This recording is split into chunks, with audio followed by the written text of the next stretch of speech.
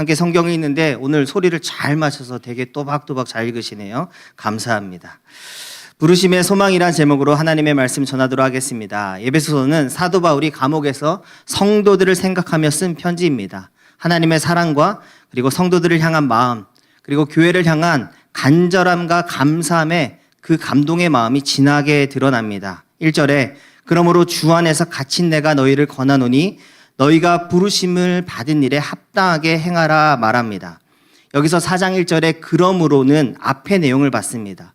전반적으로는 1장에서 3장까지의 내용 전체를 이야기하는 것입니다. 1장에 하나님이 세상이 창조되기 전부터 이미 우리를 애정하셨으며 그리스도 예수님을 통해 우리의 모든 허물을 속죄하고 성령으로 인치셨다라고 말씀합니다. 그 내용을 받는 것이고, 그리고 2장에 부름받은 자들에게는 하나님이 측량할 수 없는 풍성한 은혜를 부어주시겠다라고 말씀합니다. 그 말씀도 받는 것입니다. 또한 3장에 하나님의 지혜를 교회에 나타내시는데 감히 정사와 천사와 건세자들조차도 감히 어찌할 수 없는 그 은혜와 능력을 그 교회에 부어주신다. 그 교회에 대해서 이야기하면서 바울이 3장 마지막에 감동 가운데 기도를 합니다. 그 내용도 받는 것입니다. 특별히 바울의 기도, 에베소서 3장 20절과 21절 같이 한번 읽어보았으면 좋겠습니다. 3장 20절과 21절 시작. 우리 가운데서 역사하시는 능력대로 우리가 구하거나 생각하는 모든 것에 더 넘치도록 능히 하실 이에게 교회 안에서와 그리스도 예수 안에서 영광이 대대로 영원 무궁하기를 원하노라. 아멘. 그러므로 4장 1절에 그러므로는 에베소서 전체의 내용을 받는 것이면서 거기에 플러스 3장 마지막 절에 나오는 바울의 기도를 포함하여 부르심을 받은 자들이여 그 복음의 내용에 감동하였다면 이에 합당하게 행하라고 말씀하는 것입니다. 특별히 바울의 기도에서 우리가 구하거나 생각하는 모든 것에 더 넘치도록 능히 하실 분에 대해서 말씀하시면서 우리를 향한 그 하나님의 사랑을 진하게 표현합니다. 경희대에서 한국어를 가르치는 조형우 교수가 쓴 우리말 선물이라는 책에 보면 어르신들의 연애 편지에 꼭 등장하는 마지막 말은 대부분 사랑하오가 아니라 당신 생각에 잡 못 이루었소라는 표현이 더 많다라고 이야기하면서 우리말에서는 사랑한다는 곧 생각하다라고 말합니다. 바울은 본인이 주 안에서 감옥에 갇혀 있는 것을 부끄러워하지 말라고 말합니다. 사실 감옥이 주는 뉘앙스는, 부정적인 뉘앙스는 우리가 너무나 잘 알고 있지만 하나님의 복음을 전하다가 갇히게 되었으니 오히려 담대한 마음을 가질 것을 당부합니다. 바울이 전도 계획을 세우면서 감옥에 갇힐 것을 계획한 적은 없을 것입니다. 근데 하나님께서 생각하시고 더 넘치도록 인도하셨는데 감옥에 온 것입니다. 근데 그 감옥에서 바울은 생각합니다. 하나님이 나를 사랑하시는구나. 그리고 바울은 생각합니다. 빌립보서에서는 이 감옥 안에 갇혔는데 오히려 복음이 더 진보되었다라고까지 표현합니다. 즉 하나님의 계획과 생각은 조금의 빈틈도 없고 오히려 풍성하게 채워질 것이니까 너희들은 내가 주 안에 있고 갇혀 있지만 주 안에 있고 갇혀 있지만 이로 인해서 부끄러워하거나 힘들어하거나 오히려 담대할 것을 이야기합니다. 사실 때로 성도들의 삶을 보면은 주 안에 갇혀 있는 분들이 있습니다. 이런 것입니다. 주 안에 있지만 현실에 답답함에 갇혀 있다고 생각하는 성도들이 있습니다. 분명 주 안에 있지만 질병과 고통이라는 어떤 감옥 안에 갇혀 있다라고 생각하는 성도들이 있습니다. 개인적으로 저도 목회자로서 주 안에 있습니다. 주 안에 있지만 나는 앞으로 어떤 목회를 할 수 있을 것이며 목회자로서 나는 담임 목회를 할 수 있을 것인가 하는 어떤 갇혀있는 마음이 있습니다. 여기 계신 성도 여러분들도 어떤 갑갑하고 다친 마음들이 있습니다. 분명 내가 주 안에 있고 교회 안에 있고 예수님을 믿고 예배를 드리지만 답답하며 어떤 꽉 막혀있는 현실 가운데 있는 성도들이 있습니다. 지금까지 지내오는 동안 웬만한 모든 것들은 다 풀리고 다 이루어졌는데 딱 하나 열리지 않고 풀리지 않는 그 답답한 것들이 있을 수 있습니다. 그런데 반대로 생각하면 이것입니다. 이 모든 일이 주 안에 있으니 감사한 것입니다. 성경은 오히려 주 안에 있는 자들이 복되다라고 말씀합니다. 지금의 문제들을 그리스도 밖에서 만나고 그리스도 밖에서 이 답답한 현실을 맞이했으면 그 끝은 정말 죽음입니다. 정말 끝입니다. 주 안에서 만난 이 어려움들과 문제들로 인해서 오히려 하나님의 은혜를 생각할 수 있다면 그 사람은 복된 성도라는 것입니다. 고린도후서 4장 8절에 우리가 사방으로 우겨쌈을 당하여도 쌓이지 아니하며 답답한 일을 당하여도 낙심하지 아니하며 박해를 받아도 버림받지 아니하며 거꾸러뜨림을 당하여도 망하지 아니하고 망하지 않는다고 합니다. 주 안에 있으니까. 우리가 항상 예수의 죽음을 몸에 짊어짐은 예수의 생명이 또한 우리 몸에 나타나게 하려 함이라 라고 말씀합니다. 우리가 주 안에 있음으로 말미암아 이 현실 속에 있는 답답함을 경험하여도 예수 안에 있기 때문에 오히려 생명력 있고 능력 있게 전진할 수 있다라고 말씀하는 것입니다. 그런데 바울은 실제로 복음을 전하다 말고 더 이상 복음을 전할 수 없는 감옥 안에 갇혀 있습니다. 그런데 바울은 밖에 있는 자들에게 자유롭게 다니는 모든 이들에게 말합니다. 뭐라고 말씀합니까? 부르심에 합당하게 행하라고 말씀합니다.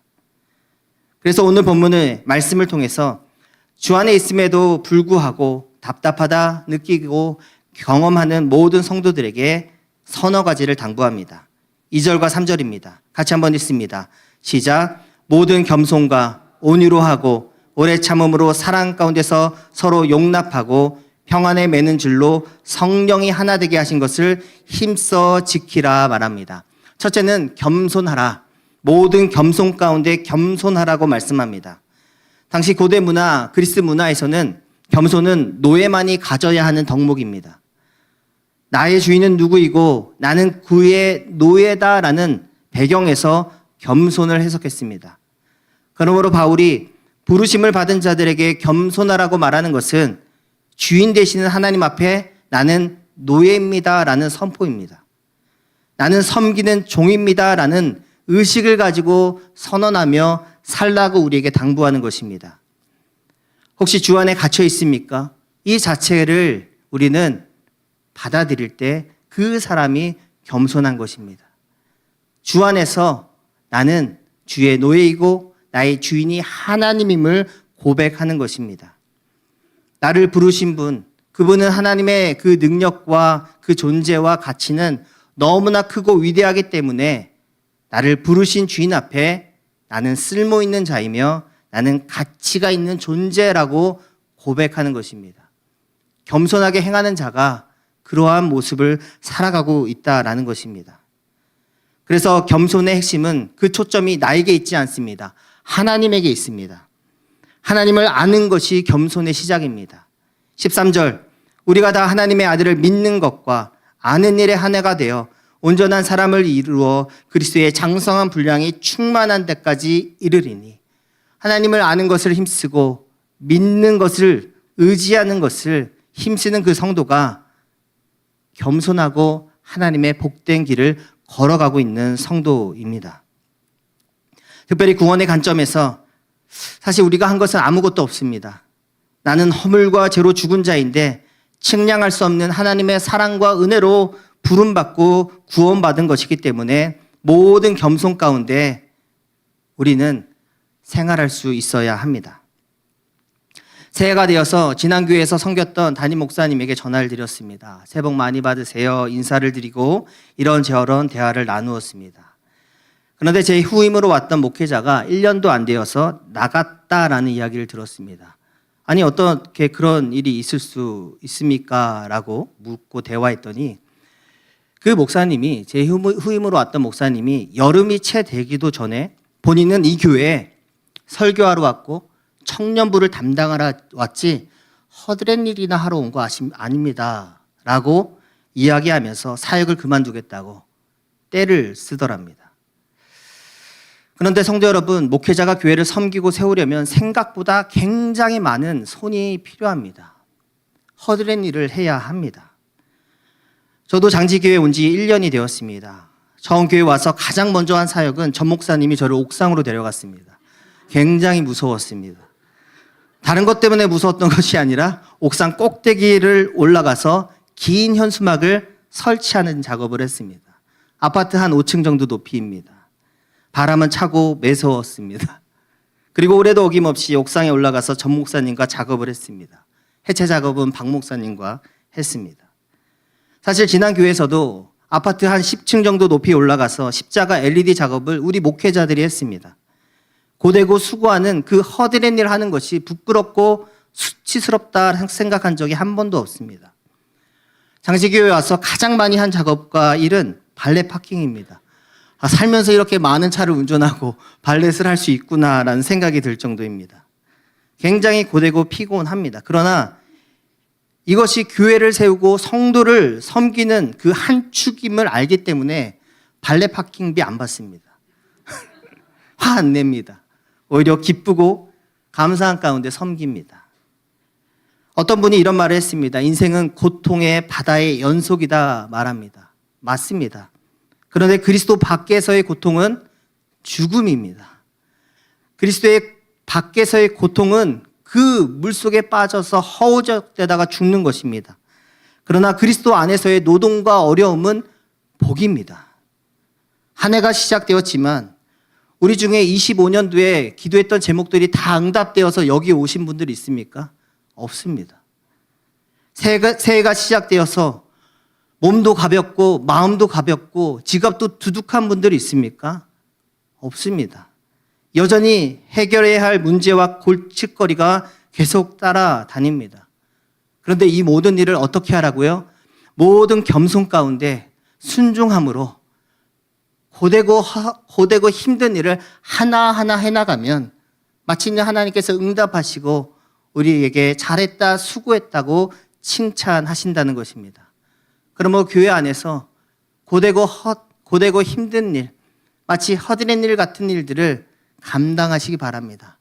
우리가 그리스도의 노예이기 때문입니다. 하나님의 자녀로서 담대한 가운데 일들을 해 나가시기 바랍니다. 두 번째로 부름받은 존재들에게 당당하게 요구되는 것은 온유하라는 것입니다.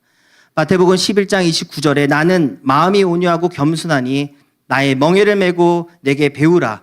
그리하면 너희 마음이 쉼을 얻으리라 말씀합니다. 말씀의 토대대로 생각해보면 겸손과 온유는 사실 우리의 자연적인 성품이 아니라 그리스도에게 배워야 하는 성품과 태도입니다. 예수님이 이 땅에서 사역을 하실 때 내가 하는 말은 나의 말이 아니다 얘기하셨고 내가 하는 일은 나의 일이 아니고 하나님의 말씀이고 하나님의 일이다라고 말씀하셨습니다. 왜 그렇게 말씀하셨습니까? 이것이 겸손이고 내가 주님의 일을 대신하는 온유한 자의 성품을 드러내는 이야기이기 때문입니다. 내 자연적인 성품은 까칠하고 때로는 잔혹한 면도 있습니다. 제어되지 않는 성질의 것이 있는데 온유한 성품은 그리스도 예수를 그 형상을 닮아감에 따라서 부드러운 말과 행동을 배우게 되는 것입니다. 온유를 설명할 때마다 자주 등장하는 그 야생마. 내 안에 야생마가 있습니다. 그런데 그리스도인의 장성한 분량을 배우고 익힘에 따라서 나의 말과 나의 행동이 제어됩니다. 나의 생각이, 나의 그 야성적인 면들이 제어가 됩니다. 타인에게 했던 자만의 참 말과 행동을 내려놓고 말과 행동을, 언행을 조심하게 됩니다. 그러므로 예수님처럼 다른 이의 아픔과 목소리를 어느 순간부터는 귀 기울이게 됩니다. 가슴을 열고 손을 내밀어 그 사람에게 기도해 줄 수 있고 따뜻한 말을 해줄 수 있는 사람으로 변화되어 간다라는 것입니다. 종종 집에서 엎드려서 바닥을 닦는 청소를 하게 되면 어느샌가 아이들이 제 등에 올라탑니다. 거칠고 젊었던 저의 야성적인 젊은 날에는 그 아이들을 다 떨쳐냈겠죠. 그러나 아버지의 존재가 되니까 그 아이들을 태우고 청소를 합니다. 이것이 아버지구나. 아, 온유한 자는 이렇게 되어가는 것이구나 라는 것을 생각합니다. 우리 주님이 온유하라 말씀하신 것은 그러므로 단순히 성질과 성향의 문제를 넘어섭니다. 주 안에서 온유한 존재 자체가 돼가라는 것입니다. 누구를 따라서요? 그리스도 형상을 닮아감을 따라 하나님을 아는 것과 믿는 것을 충만하게 채워감에 따라 너희는 온유한 존재 자체가 될 것이라고 말씀하는 것입니다. 그래서 하나님께서 온유한 성도, 온유해지는 그 성도에게 때로는 무조건 등에 태우라고 말합니다. 그 어린아이와 같은 성도를. 때로는 무조건 안아주고 품어주라고 말합니다. 그 성도에게. 어쩔 때는 괜찮아 무조건 손잡고 이끌고 가라고 말합니다. 그 일을 하나님은 온유한 성품을, 그 존재를 배워가는 성도에게 맡기신다라는 것입니다. 세 번째, 부름받은 존재들에게 당당하게 요구하시는 것은 오래 참음으로 사랑 가운데서 서로 용납하라는 것입니다. 오래 참음은 상대방의 약점까지도 포용하려는 마음입니다. 내 안에 끓어오르는 분노, 그리고 보복하고 싶은 그 마음을 내려놓고 그 성도의 성장과 성숙을 위해서 오래 참으라고 말합니다. 고린도전서 13장 사랑장에서 사랑은 오래 참고 바라고 믿고 참는 것이라고 말합니다. 참는다라는 것이 더 많이 강조됩니다. 그러므로 오래 참음의 핵심의 그 코어는 사랑입니다. 사랑이 곧 오래 참음입니다. 카잔차키스가 쓴 그리스인 조르바라는 책에 보면은 어느 시인이 산을 걷다가 생명의 신비를 보게 됩니다. 나비가 고치를 뚫고 나오는 것을 보게 됩니다. 그런데 그것을 보고 있자니 그 과정이 얼마나 더디고 답답한지 도와주고 싶은 마음에 딱 하나 있답니다. 따뜻한 입김을 하고 불어넣어 줬답니다. 그러자 조금씩 속도를 내서 나비가 날개를 펴고 내려오더랍니다. 그런데 그 나비가 날개 한쪽을 피지 못하고 날지 못하는 끔찍한 결과가 초래된 이야기를 자신의 소설에서도 그리고 자신의 영혼의 자서전에서도 씁니다. 성도 여러분, 사람마다 각자의 속도가 있습니다. 그 속도에 무리하게 개입해서 도와주지 않는 것도 오래 참음의 한 모습이고 사랑의 한 단면입니다. 따뜻한 입김조차 상대방의 성장과 발전에 저해될 수 있다면 우리는 참아야 할 수 있어야 합니다. 그러므로 성도 한 명이, 특별히 어린 성도 한 명이 고치 안에 있다면 그 성도가 교회 안에서 발버둥 치고 나오려고 할 때 따뜻한 그 입김조차도 때로는 기다리고 참을 수 있고 먼 발치에서 기도해 줄 수 있는 입김으로 우리는 있어야 합니다. 사실 힘듭니다. 이 균형을 해내는 것이 너무나 힘듭니다. 어느 성도가 왔습니다. 깊숙이 다가가면 너무 우리 이 교회는 성도들한테 가까이 다가온다라고 멀어지고, 또 성도가 왔을 때 그냥 바라봐 주면 또 뭐라고 하죠? 이 교회는 사랑이 없다고. 사실 이 균형을 맞추는 것이 굉장히 힘들고 어렵습니다. 그러므로 말하는 것입니다. 모든 겸손과 온유와 오래 참음 가운데 용납할 마음을 가지라고 우리에게 얘기하는 것입니다. 특별히 이 요구는 계속 말씀드립니다. 장성한 성도들에게 요구되는 매우 특별한 부탁입니다. 그래서 교회가 이 오래 참음의 균형을 잃으면 사실은 교회가 반드시 싸우게 됩니다. 공동체에 균열이 생깁니다. 그러므로 우리 함께 오늘 기도하시고 또한 새해 기도 제목과 마음으로 가지셨으면 좋겠는 것이, 하나님, 나 장성한 성도 되기 원합니다. 어른 성도 되기 원합니다. 연약한 이들을 품을 수 있는 큰 사람 되기 원합니다. 그 기도 제목을 품으시기 바랍니다. 네 번째로, 부름받은 존재들에게 당당하게 요구되는 것은 평안을 힘쓸 것을 요구합니다. 우리 2절과 3절 한 번만 더 읽도록 하겠습니다. 시작. 모든 겸손과 온유로 하고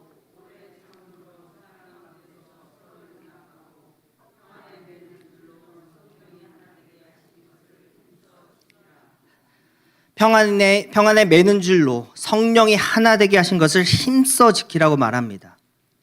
오늘 본문을 통해서 마지막으로 강조하고 싶은 것이 이 평안입니다. 앞서 허드렛 일을 하기 싫다고 떼를 쓰던 그 목사님은 나중에 담임 목사님이 불러도 대답도 안 하고 허공을 쳐다보고 아무 일도 안 하려고 하더랍니다. 담임 목사님이 거의 6개월을 모시고 살았답니다. 그런데 성도들이 알더랍니다. 교역자 안에 평안이 없는 것을 알더랍니다. 평안은 사실 눈에 보이기 전에 마치 어떤 전파와 같아서 미리 감지되고 느껴지는 그 무엇과도 같습니다. 그러므로 성도 여러분, 평안하기를 힘쓰시기 바랍니다. 눈에 보이기 전에 미리 감지되는 것입니다. 서로 안에 평안이 있고 화목이 있는지 느껴진다라는 것입니다. 우리 교육자, 목회실 안에 평안이 느껴지십니까? 느껴지실 것입니다. 평안하고 화목하고 합니다. 부부 부르심을 받은 사람들을 생각하며 지은 시가 한 편이 있습니다. 결혼식 축사로도 많이 쓰이는 한민복 시인의 부부라는 시입니다. 긴 상이 있다. 한아름에 잡히지 않아 같이 들어야 한다. 좁은 문이 나타나면 한 사람은 등을 앞으로 하고 걸어야 한다. 뒤로 걷는 사람은 앞으로 걷는 사람을 읽으며 걸음을 옮겨야 한다. 잠시 허리를 펴거나 굽힐 때 서로 높이를 조절해야 한다. 다 온 것 같다고 먼저 탕 하고 상을 내려놓아서 안 된다. 걸음의 속도도 맞추어야 한다. 한 발 또 한 발. 부르심을 받은 부부나 부르심을 받은 교회와 성도들은 서로 한 발 한 발 걸음과 속도를 맞추어야 합니다. 혹 뒤로 걷는 성도가 있으면 내가 그 성도에게 맞춰줘야 합니다. 앞으로 걷는 성도가 있다면 내 속도를 맞춰서 밀고 당기면 안 됩니다. 서로를 읽을 수 있어야 한다랍니다. 그러면 평안한 가운데 가정도 든든히 세워지고 교회도 든든히 세워집니다. 그리고 여기에 성령 하나님께서 강하게 개입하시고 역사하시면 그 교회의 공동체는 약진하는 생명력 가운데 부흥하게 될 것입니다. 11절과 12절, 어떤 사람은 사도로, 어떤 사람은 선지자로, 어떤 사람은 복음 전환자로, 어떤 사람은 목사와 교사로 삼으셨으니 이는 성도를 온전하게 하여 봉사의 일을 하게 하며 그리스도의 몸을 세우려 하심이라. 저도 여러 교회를 섬겼고 경험해봤지만 우리 교회 청년들 그리고 찬양팀 그 흔한 허드렛 일을 하는 일에 앞장섭니다. 함께합니다. 이 청년들이 없으면 사실 교회가 평안할 수 없고 어려운 일들을 해 나아갈 수가 없습니다. 우리 교육자들이 발렛을 하고 섬기는 일들을 기쁨으로 감당하지 못하면 평안은 깨지는 것입니다. 그러므로 지금 내가 누리고 있는 평안이 어마어마한 선물인 것을 우리는 깨닫고 알아야 한다라는 것입니다. 성도 여러분, 성도를 온전하게 하며 봉사의 일을 하게 하는데 우리를 부르셨습니다. 이 일을 위해서 우리가 기도하며 또한 기도 제목으로 삼을 것, 하나님, 나 어른 성도 되기 원합니다. 장성한 성도 되기 원합니다. 다른 사람들을 품어줄 수 있는 큰 품을 가질 수 있는 그러한 그리스도의 성품을 갖기 원합니다. 기도하실 수 있기를 소망합니다. 우리 성도들 한 명 한 명이 그러한 성품과 어른의 마음을 가질 때 이 교회에 오는 어린 신자들이, 새로운 성도들이 평안을 느낄 것입니다. 그것을 눈으로 보기 전에 감지할 것입니다. 그리고 이 교회 안에서 뿌리를 내리고 또 한 명의 장성한 성도가 세워지게 될 줄 믿습니다. 이 시간 함께 찬양하며 나아갑니다. 은혜는 내가 이 땅에 이 현실에 갇혀 있어도 답답해도 내가 다른 곳이 아니라 주 안에 있음에 감사하고 발견하는 것이 은혜인 줄 믿습니다. 이 은혜를 발견하며 장성하고 성장하며 성숙한 성도 되기 원합니다.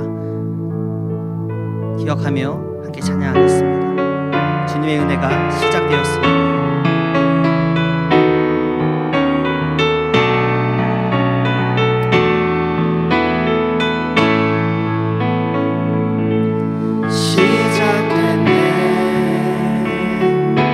우리 주님의 능력이 나의 삶을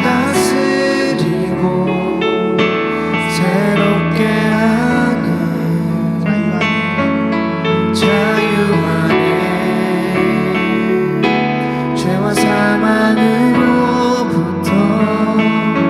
나의 삶은 변하구나. 충만하네. 가슴에 손을 얹고 찬양합니다. 은혜로다 주의 은혜 한량없는 주의 은혜 은혜로다 주의 은혜 변함없는 신실하신 주의 은혜 시작됐네. 시작됐네. 우리 주님의 능력이 나의 삶을 다스리고 새롭게 하네. 자유하네. 죄와 사망으로부터 나의 삶은 변하구나.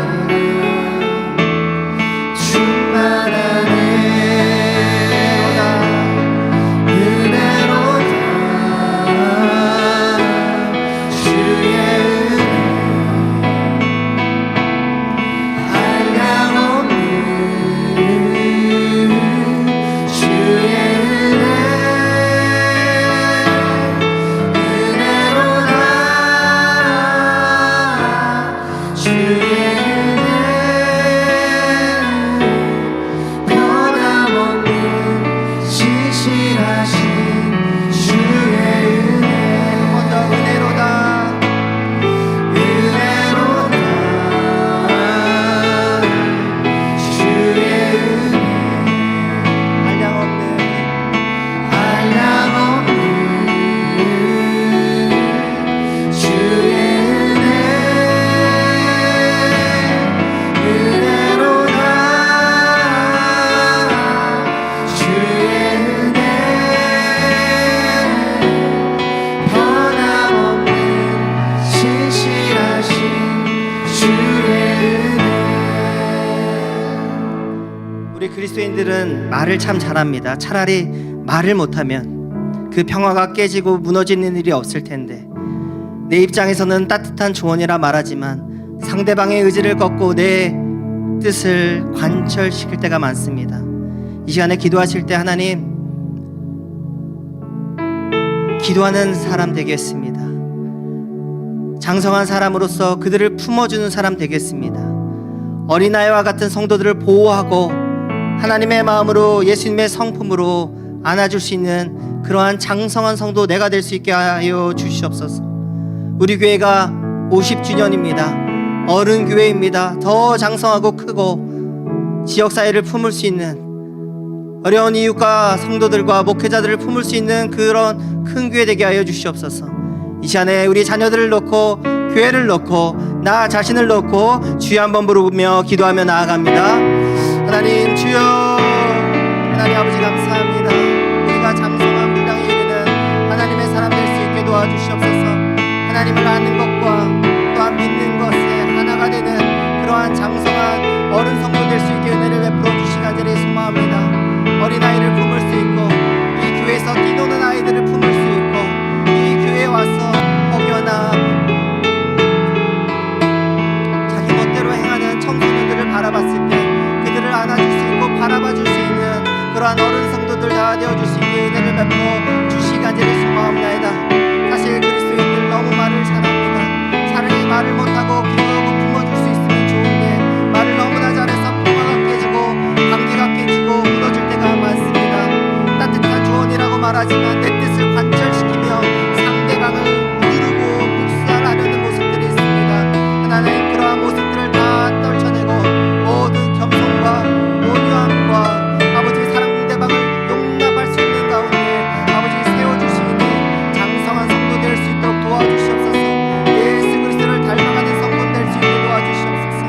예수 그리스도의 온유한 성품을 닮아가는 우리 되어줄 수 있도록 붙잡아 주시옵시고 하나님 함께하여 주시기 간절히 소망합니다.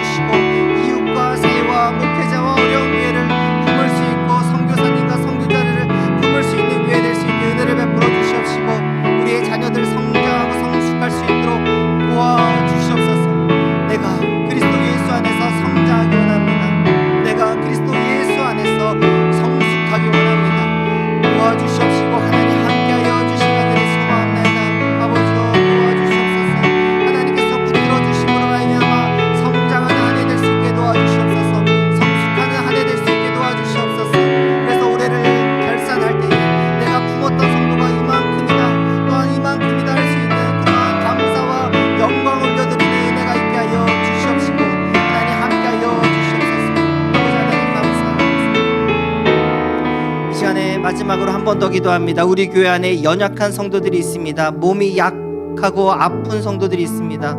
또한 자녀들이 성장통을 겪고 있기도 합니다.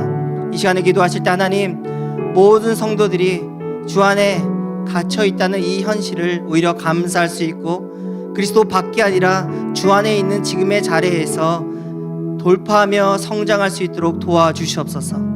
그러나 너무나 아프고 고통스러운 현실 가운데 있는 우리 한우들이 있습니다. 낫게 하여 주시옵소서.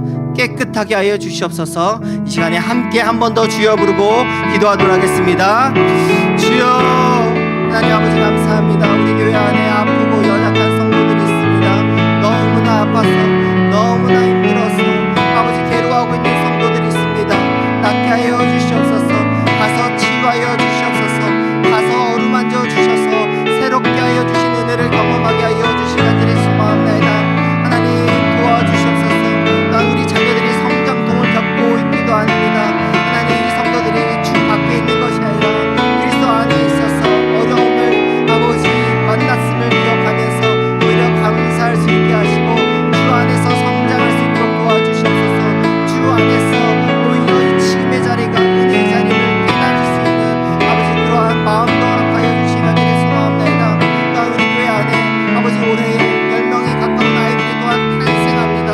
아버지 이러한 성장통이 있는 이 가정과 이 교회 가운데 하나님 은혜를 베풀어 주시옵시고 하나님 함께하여 주셔서 아버지 아이들이 마음껏 예배드리며 마음껏 뛰놀며 그 아이들이 마음껏 주님을 예배할 수 있는 그런 아름다운 예배의 자리와 장소가 될 수 있도록 주님 붙잡아 주시기를 소망합니다. 아버지 또한 청소년들이 교회를 오고 있습니다. 부흥하고 있습니다. 또한 제멋대로이고 말도 아직 험하게 하는 아이들이 있습니다. 그 아이들을 품을 수 있는 그러한 건강한 교회, 장성한 교회 될 수 있도록 주님 붙잡아 주시옵시고 하나님 함께하여 주시옵소서. 한 명은 목회자로, 한 명은 교사로, 또한 성도로 각각의 부르심을 받은 대로 이 일들을 하나님의 은혜 가운데 잘 감당해낼 수 있는 그러한 건강하고 아름다운 교회와 성도 되게 하여 주시옵소서. 감사드립니다. 모든 겸손과 온유로 하고 오래 참음으로 사랑 가운데서 서로 용납하고 평안에 매는 줄로 성령이 하나 되게 하신 것을 힘써 지키라. 하나님 아버지, 우리를 평화의 도구로 사용하여 주시옵소서. 나의 따뜻한 입김조차도 때로는 참고 기다릴 수 있는 섬기는 성도 되기 원합니다. 무엇보다도 기도로 섬기고 세우는 예수님을 닮아가는 성도 되게 하여 주시옵소서. 오늘도 헌금을 드린 손길이 있습니다. 하나님, 이 헌금을 받아주시고 또한 이 선교 헌금을 받아주시고 또한 청년부를 위해서 드린 헌금과 물질을 받아주셔서 우리가 구하거나 생각하는 모든 것보다 넘치게 부어 주시옵소서. 그렇게 하실 주님을 찬양하며 이 시간 주께서 명하신 기도를 고백하오니 하늘에 계신 우리 아버지여, 이름이 거룩히 여김을 받으시오며 나라가 임하시오며 뜻이 하늘에서 이루어진 것 같이 땅에서도 이루어지이다. 오늘 우리에게 일용할 양식을 주시옵고 우리가 우리에게 죄 지은 자를 사하여 준 것 같이 우리 죄를 사하여 주시옵고 우리를 시험에 들게 하지 마시옵고 다만 악에서 구하시옵소서. 나라와 권세와 영광이 아버지께 영원히 있사옵나이다. 아멘.